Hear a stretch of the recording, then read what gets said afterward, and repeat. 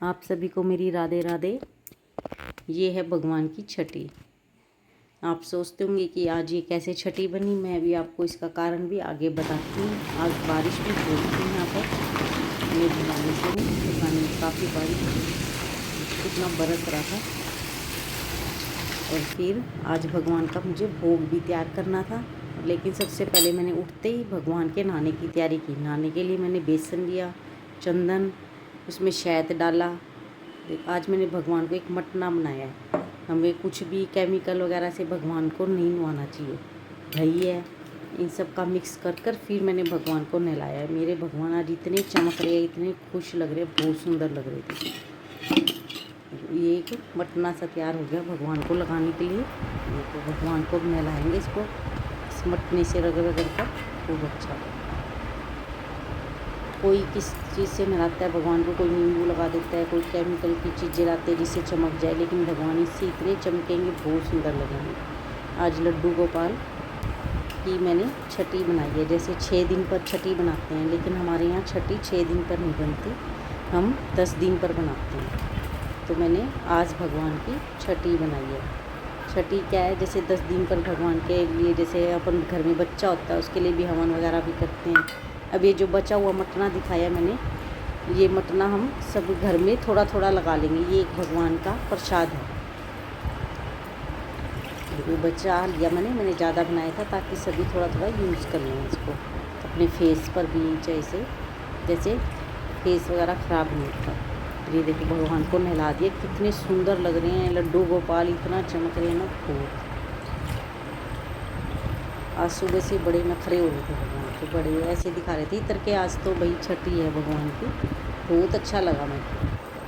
वैसे आपने भी सबने छठी बनाई होगी, किस किस तरीके से बनाई, लेकिन मैं मेरी छठी दिखा रही हूँ भगवान की मैंने कैसे बनाई। देखो कितनी चमक आ गई भगवान में मटना लगा कर। अब हम भी शादी होती है, शादी के टाइम मटना बनाते हैं, किस लिए बनाते हैं, ताकि चमक आ जाए फेस पर भी, कितना अच्छा ग्लो आता है। ऐसे ही भगवान के भी आ गया। और ये भगवान को अब तैयार कर रहे, कर दिया नहाने का और का सारा हो गया, भगवान नहा लिए। अब ये ननद है दीदी, उन्होंने दी थी प्रसाद। आज भगवान को पीले वस्त्र पहनाए। पीले वस्त्र तो वैसे ही भगवान को बहुत अच्छे लगते हैं। भगवान का पीलिया रंग है, पीला रंग। एक एक कर श्रृंगार किया है। देखो कितना निखर गए भगवान, श्रृंगार होकर भी कितने प्रसन्न हो रहे हैं। देखो फेस से भी पता चल रहा है कि कितने खुश हो रहे हैं भगवान। क्या आपने भी अपने भगवान का ऐसे ही श्रृंगार किया था? मैंने तो मेरे भगवान का देखो एक एक श्रृंगार दिखा रही हूँ। और कहते हैं भगवान का श्रृंगार होता है, बीच में ऐसे छोड़ना नहीं चाहिए, कहते पूरा देखना चाहिए। ये भी किसी भाग वाले को मिलता है पूरा श्रृंगार, भगवान को भोग लग रहा है वो भी। कहते हैं जैसे हम वीडियो से देख रहे हो, लेकिन भगवान का भोग लगता हुआ दिखे तो उसका कहते हैं उसका भी बहुत ज़्यादा धर्म है। इस वक्त भगवान प्रसन्न हुए होते हैं, अपनी मन की इच्छा जो वो मांग ले भगवान वो पूरी करते हैं अपनी इच्छा में। बिल्कुल कितने प्यारे सुंदर लग रहे हैं, कहीं नज़र ना लगे, मेरी नज़र ना हो जाएगी भगवान को, इतने सुंदर लगने लगे। अभी मैं आपको भोग का भी दिखाऊंगी, कितना अच्छा अच्छा भोग भगवान को मैंने अपनी तरफ से तो अच्छा बनाया था, लेकिन भगवान ने भी खूब प्रसन्न होकर ही खाए थे। लेकिन कहते हैं छठी पर भगवान के कढ़ी चावल बनते हैं, लेकिन मैं कभी छठी पर कढ़ी चावल न बनाकर, लेकिन वैसे आज 10 दिन हो गए हैं भगवान को जन्म ले को, मैं भगवान के लिए दाल चूरमा ही बनाती हूँ। और अभी तो काजल बाकी है, भगवान को काजल भी लगाएंगे। काजल मैं ना हमेशा भगवान को, जैसे बादाम है ना, बादाम को ऐसे जलाकर सिलाई में लगा देते हैं और फिर बादाम को जलाएंगे, जलाकर फिर उसकी काजल बनाती हूँ। मैं आपको दिखा रही हूँ। ऐसे हम बच्चे की भी अगर हम इसी बादाम से लगाते हैं ना काजल, तो आँखें बहुत अच्छी रहती है। अब आँखों के लिए ही तो हम बादाम देते हैं खाने के लिए, दिमाग के लिए, आँखें भी तेज़ रहे, रोशनी अच्छी रहे। ये देखो कितनी अच्छी काजल बन गई। जितनी जरूरत थी उतनी निकाल ली, बाकी नहीं निकाली, फिर हम कल फिर निकाल लेंगे ऐसे। और इसको जैसे भगवान के लगाऊंगी, फिर बाकी बची हुई अपनी आँखों में भी लगाई, क्योंकि ये भी एक भगवान का प्रसाद ही है हमारे लड्डू गोपाल का। अब ये काजल, क्या आपने भी ऐसी काजल बनाई थी? मैंने तो मेरे भगवान की बादाम से काजल बनाई है, फिर नज़र भी ना हो भगवान को। देखो उसको टीका भी लगाना ज़रूरी है भगवान के नज़र का, क्योंकि वो लगी इतना प्यारा रहा है। एक बार भगवान का जैसे पूरा श्रृंगार कर दिया, पूरा श्रृंगार कर कर फिर झूले में बिठा दिए भगवान ने। भोजन की तैयारी हो रही थी, पूरा खाना वगैरह बन रहा था। मैंने खाना भी कुछ अलग ही बनाया था, दाल चूरमे के साथ में और भी बनाया था। अब ये होगा भगवान के खाने की तैयारी। अब मैं लगाती हूँ भोग भगवान के। देखो भोग में मैंने लिया है दाल। माखन मिश्री तो भगवान का सबसे ज़्यादा प्रिय भोजन है।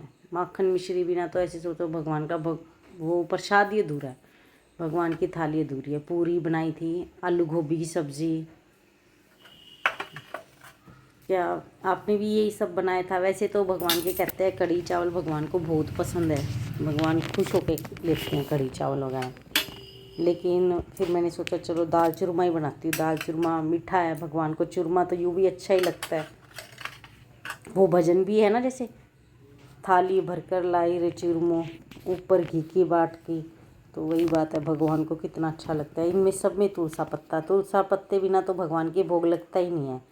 भगवान को तुलसा इतनी प्रिय है बहुत ज़्यादा, और इसलिए भगवान के भोग में ज़रूर तुलसा होनी चाहिए।